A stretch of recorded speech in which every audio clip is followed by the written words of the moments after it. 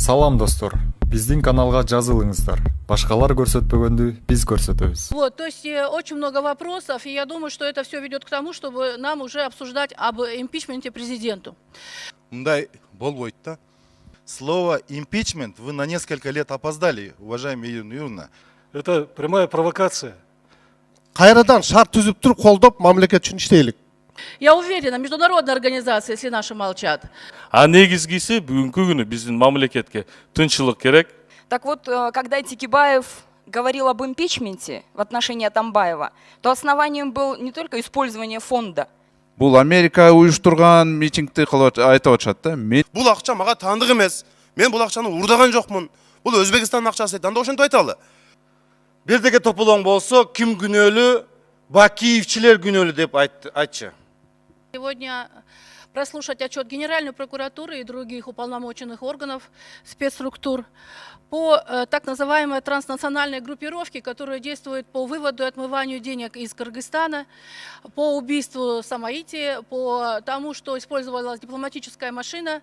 Вот, то есть очень много вопросов, и я думаю, что это все ведет к тому, чтобы нам уже обсуждать об импичменте президенту, а не доверие к президенту, потому что все это делается, я уверена, под негласным контролем верховенства, значит, нашей власти. Поэтому я хочу, чтобы мы заслушали Генеральную прокуратуру, чтобы он нам объяснил, и другие структуры, что происходит. Почему международные расследования говорят об одних фактах, а мы все замалчиваем, у нас все хорошо, у нас везде порядок, ОПГ нет, контрабанды нет, наркотрафика нет. Вот. Хотел бы заслушать структуру, чтобы они взяли на себя ответственность. Что происходит у нас в стране? Почему мы все замалчиваем? Или мы ждем, когда мы все грохнемся? Уже стыдно перед международными различными структурами, которые ведут расследование вместо нас. Журналисты ведут расследование вместо нас. Вместо тех уполномоченных органов, которые обязаны это делать, пресекать. А пресекают совсем другие структуры из других международных организаций и стран. Поэтому я бы хотела в повестку поставить данный вопрос. Рахмат. Биринчи микрофон. Рахмат. Эгерде чакыра турган болсо, Кой Таштагы окуя боюнча да карап коюңуздар. Ал жерде укук коргоо органдарынын командиринин орун басары өлүп атат. Ал жерде бир киши өлтүргөн эмес. Ал жерде групповой преступление болгон. Анын ичинден канча автоматтар, мыйжамсыз автоматтар ошол укук коргоо орган тарабынан алынды. Эмне үчүн бүгүнкү күндө ошол учурда переговорго чыгып, сүйлөшүүгө чыгып жүргөн адамдар укук коргоо органдары чара көрбөстөн, камабастан ээн эркин тайраңдап жүргөнүн дагы биз билип койсок. Сөзсүз билиш керек. Мындай болбойт да. Рахмат. Экинчи микрофон. Рахмат. Саламатсыздар, урматтуу депутаттар, урматтуу жыйындын катышуучулары. Уважаемая Ирина Юрьевна, вы абсолютно правы в том, что мы должны заслушать силовые структуры генерального прокурора по убийству мошенника Саймати. Но по данным финансовой разведки, по данным финансовой полиции, по данным МВД, все эти средства выводились с 2012 по 2017 год. Слово импичмент вы на несколько лет опоздали, уважаемая Ирина Юрьевна. Здесь нужно нам разобраться совсем в других вопросах, но с больной головы на здоровую перекладывать нельзя. Поэтому то, что вы в первой части своего выступления сказали, я поддерживаю, но во всем остальном я с вами не согласен. Рахмат. Төртүнчү микрофон. Рахмат, Достан Арцбекович. Я бы хотел обратиться, Ирина Юрьевна, к вам. Я вас знаю давно, вы стар. Төртүнчү микрофон иштеп атат? Иштеп атабы? Иштеп атабы? Иштеп атат. Токторов, Кыргызстан. Мен ушу коллегама Ирина Юрьевнага кайрылып кетет элем. Я вас знаю давно, вы старый партиец, старый соратник Атамбаева. И почему-то у вас чувство стыда и совести просыпается на несколько лет с опозданием, Ирина Юрьевна. Почему вы этот вопрос не поднимали при предыдущем президенте, где все было видно, все было ясно, все были схемы вот эти ясны? Почему-то у вас в этот момент глаза были зашорены. И ваши слова об импичменте, они выражает крайне бессовестную вашу позицию, Ирина Юрьевна. Я до сих пор не выражал своего отношения, не высказывал свое видение ваших выступлений. Но сейчас я просто вынужден, в свете того, что вы несколько дней назад выступили с лживыми заявлениями, безосновательно. Ваши посты в Фейсбуке – это прямая провокация. Ваши выступления в Хой-Таше, когда вы провоцировали население, будоражили разными всякими выдумками.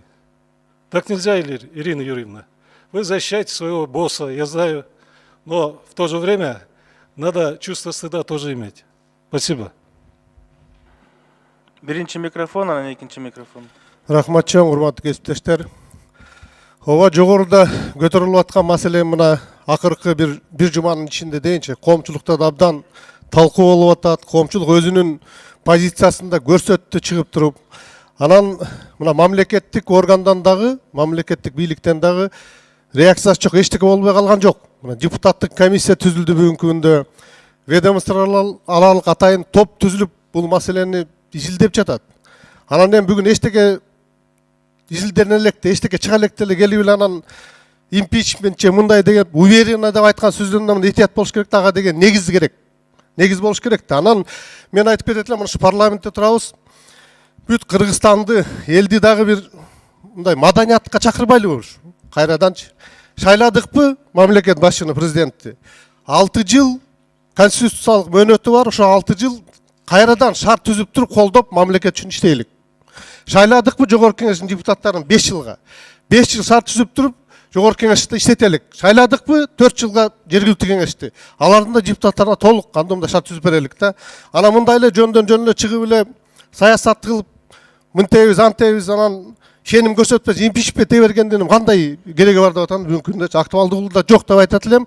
Ошондуктан баарыңыздар ушуга чакырып кетет элем. Бир элибизди дагы ушуга чакырат элек баарына. Рахмат. Экинчи микрофон. Спасибо. Уважаемые депутаты, которые мои коллеги, тут у меня, я и бесстыжая, и бессовестная, и глаза зашторила. И вообще, оказывается, вся проблема в стране, вот Карамушкина, который смеет об этом заявить.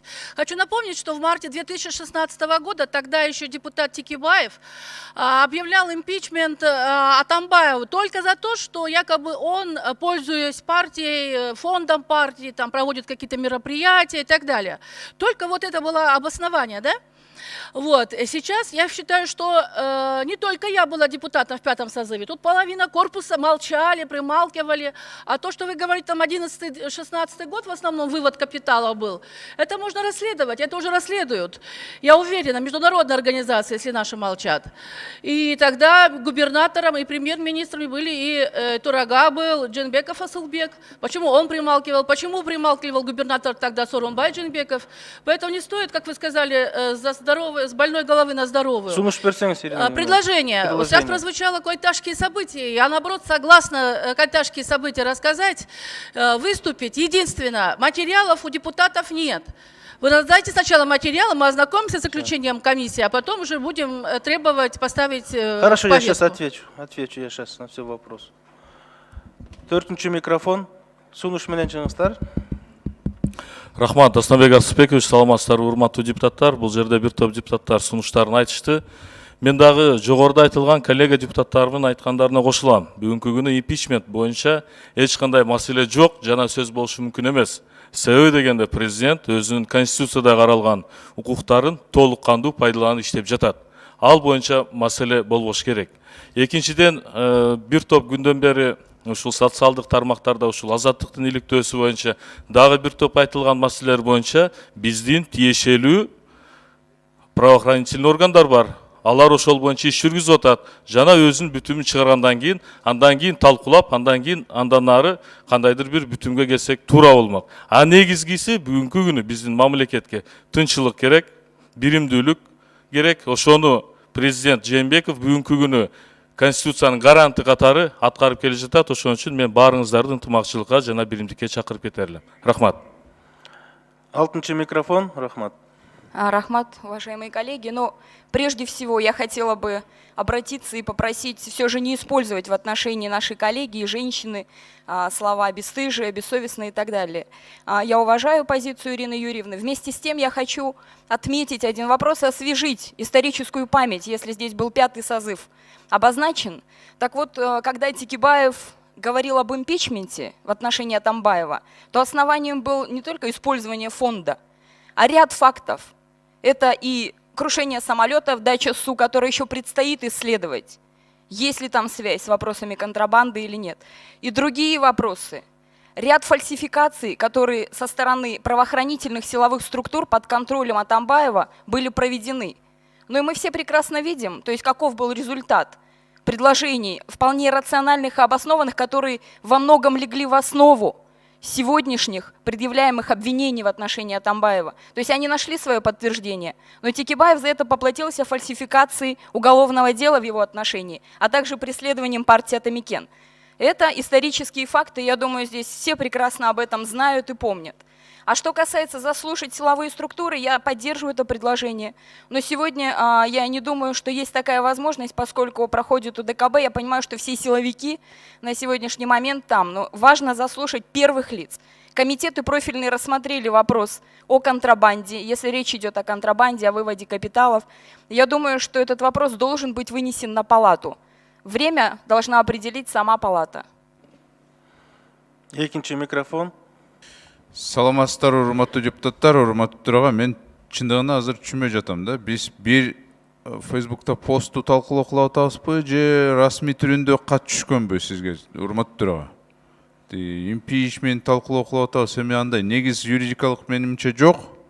Ал эми контрабанда боюнча бизде кече 2 комитет отурумду кылды. Ошол жерде биз катуу эле айттык. Жогорку кеңешке чыгарайлы деп атабыз ошону. Токтомду даярдап. Менимче жертемби же кийинки жумада биз ошону караш керекпиз, сөзсүз. Контрабанда боюнча биз унчукпасак, унчугуп отура берсек, бул туура эмес болот. Журналисттик иликтөө жөнүндө дагы биз айтыш керекпиз. Анан үчүнчү мындайда понедельникте бизде митинг өткөн. Бул коомчулуктун митинг болгон да. Эми жок, мен түшүнөм. Ооба, сунушту берейинчи ошол боюнча. Массалык маалымат каражаттар мамлекеттики. Бул Америка уюштурган митингди кылып айтып атышат да. Менимче биз ошол мамлекеттик массалык маалымат каражаттардын дагы редакцияны караш керекпиз да. Эми коомчулукта болгон нерсени ачык эле айтыш керек, аны уялбаш керек. Эч ким президентке каршы айткан жок ошол жерде. Только ошол эле бир эле контрабанда боюнча бир кишинин атынды айтып, айткан, коомчулук көтөргөн.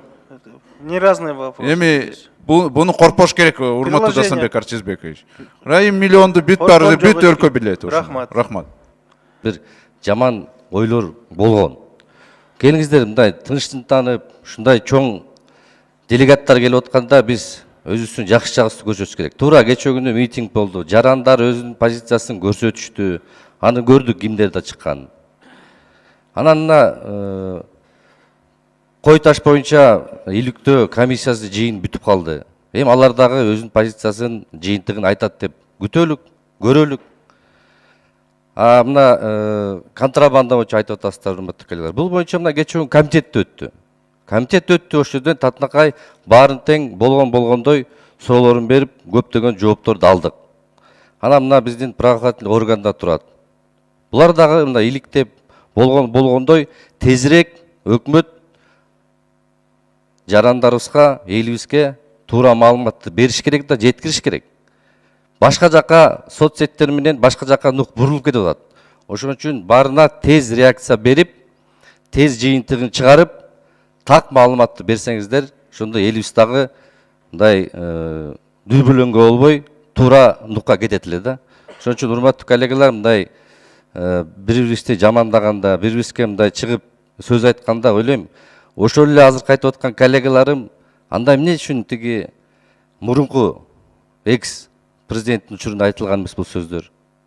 Азыр Жанар Акаев дагы коллегам айтып кетти, мына 14-17 жылда анда эмнеге айтылган эмес? Ар бир нерсени өзүнүн убагында айтылса жакшы болмок да. Рахмат. Рахмат. 4-ші микрофон. Рахмат төраға. Саламатсыздар, урматтуу депутаттар. Урматтуу коллегалар. Мен 5-ші созутқа депутат болып келгенде 2010 жылы. Бұл жерде мына СДПК-нын мүчөлөрү мага асылчы.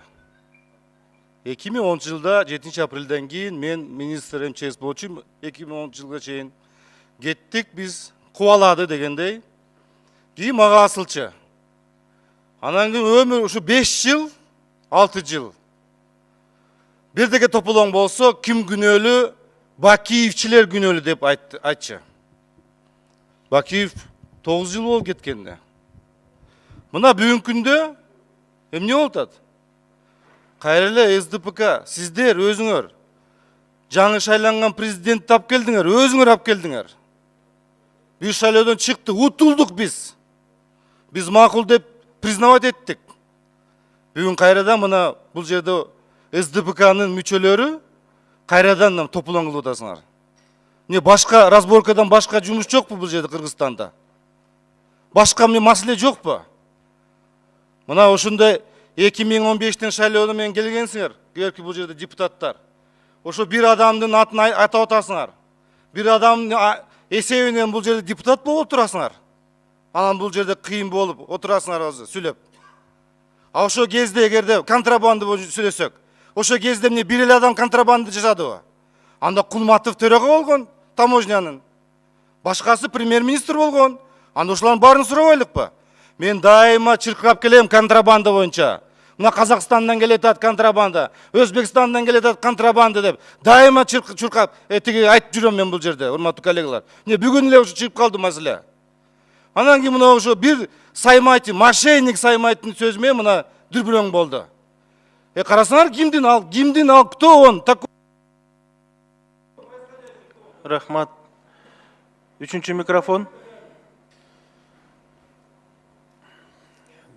Дастанбек Арыспекович, кече күнү эки комитеттин жыйыны болду. Ошол жерде айтылды, контрабанда бар экени жөнүндө. Жана ал жерде 700 миллион эмес, 932 миллион деп айтылды. Бирок бир эле ушул контрабанданы залга алып чыгалы дешип атат эки комитет. Алып чыгат, бул жерде сөз сүрөт талкуулайбыз. Мен айтып кетейин дегеним, ушул Кой Таш окуясы боюнча комиссия иштеп бүтүп, мына азыр парламентке алып келет деп атат. Ошол Саймайти жана контрабанда боюнча комиссия түзүлгөн. Иштеп атат. Ушул жогорку кеңеште түзгөн комиссия. Ошонун жыйынтыгын күтүп турсак жакшы болот эле деген оюм айтат элем. Рахмат. Башка чыкпасаңыздар, мен жооп берейин. Убакыт жарым саат өтүп кетти, урмат. 1-ші микрофон. Рахмат. Урматтуу депутаттар, анан мындай Кыргызстанда чуулгандуу бир журналисттиктөө болгондо, ошол журналисттиктөөнүн маңызын караш керек да. Бизде саясий топтор өзүнүн кызыкчылыгына бурганга кызыктар болуп атат. Сунуш. Бул биз ошону караганда ушуну карашыбыз керек. Мына азыр ошондо Азаттыкты мисалы Атамбаевдин тушунда 20 миллионго сотко бергенде, ошондо деле депутаттардан айрымдары чыкса болот эле да. Мына иликтөө чыкты, биз карайлы депчи. Анда унчукпай отурушкандагы эми азыр өздөрүнүн кызыкчылыгына туура келген маалымат болгондо жагылып атышат. Ошондуктан журналист иликтөөнүн маңызын караш керек. Ал жерде саясий топтор өз ара ички тирештериңерге мындай бурган туура эмес. Рахмат. Өкмөттүн өкүлүнө сөз. Азыр жооп берем баардыгыңыздарга. Урматтуу депутаттар, урматтуу Дастан Арыспекович, өкмөт эмгилеген Кыргыз Республикасынын айрым мыйзам актыларына, Кыргыз Республикасынын бузуулар жөнүндө кодексине, Кыргыз Республикасынын жоруктар жөнүндө кодексине өзгөртүүлөрдү киргизүү тууралуу мыйзамдын долбоору, бул жол коопсуздугу, баягы айыппулдарды азайтуу боюнча маселе, ошону бүгүн күн тартибине карап берсеңиздер. Комитет карап берди. Рахмат. Урматтуу депутаттар, жыйынтыкка келсек, демек, биринчиден Канат Керезбеков сунуш киргизди, аныкы регламентке дал келет. Процедуралык маселе болду, аны жалпы добуш менен чечебиз. Ошондой эле азыр өкмөттүн өкүлү күн тартибине мыйзам долбоорлорун сунуштады. Бул да регламентке шайкеш келет. Аны азыр добуш менен чечебиз. Калган маселелер боюнча. Сейчас я отвечу. Не торопитесь, пожалуйста. Калган сунуштар болду. Бул Ирина Юрьевнадан келди, биринчи сунуш. Ирина Юрьевна, сиз айтып аткан маселе боюнча парламент иштеп атат. Комиссия түзүлдү. Төрөбай Закирович да айтып кетти, мен да жооп берейин. Ошо биринчиден Кой Таш ушу 7-8 августта болгон окуя боюнча госкомиссия иштеп чыгып бүттү, жыйынтыгын чыгарды, парламентке келип түштү, азыр каралып, тийиштүү комитет каралып чыккандан кийин палатага алып чыгып, жана жогоруда айтылган баардык суроо талкуулар ушул жерде болот. Бир аз убакыт керек, күтүп турсаңыздар, баардыгы каралат. Экинчи, кылмыштуулук менен, контрабанда менен күрөшүү маселеси боюнча акыркы жумалары соцсеттерде жана башка жерлерде көп айтылды.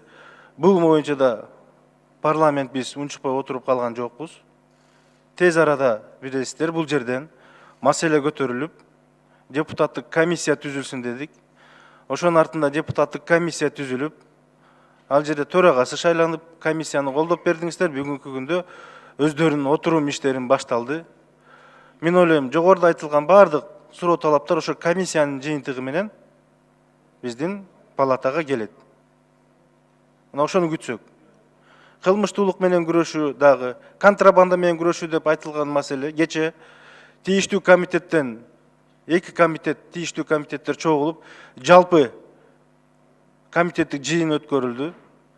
Ал комитетке чакырылган өкмөттүн мүчөлөрү баардыгы келип жооп беришти. Өздөрүнүн токтомдорун кабыл алышты. Бул жума болбосо кийинки жумага мен ойлоймун тийиштүү комитет чыгарат. Мына ошондо сиздер айтып аткан баардык маселелер ушул жерде айтылат, тийиштүү органдын кишилери келип жооп берет. Ошондуктан урматтуу депутаттар, бүгүн, эртең Бишкек шаарында чоң саммит болуп атат ОДКБ. Мына ошону жакшылап өткөрүп алалы чоң деңгээлде. Мамлекеттик чоң кызматкерлер, министрлер да ошол жыйындын, саммиттин артында жүрөт бүгүнкү күндө. Ошондуктан биз кандай маселе менен каралсак да, алар бүгүнкү күндө чакырсак да жүйөлүү себептер менен келе албай калышы мүмкүн. Ошондуктан жана жогоруда берген сунуштардын баардыгын биз бүгүнкү эртеңки жыйынга карабай туруп, эртең бюджетте каралат, урматтуу депутаттар.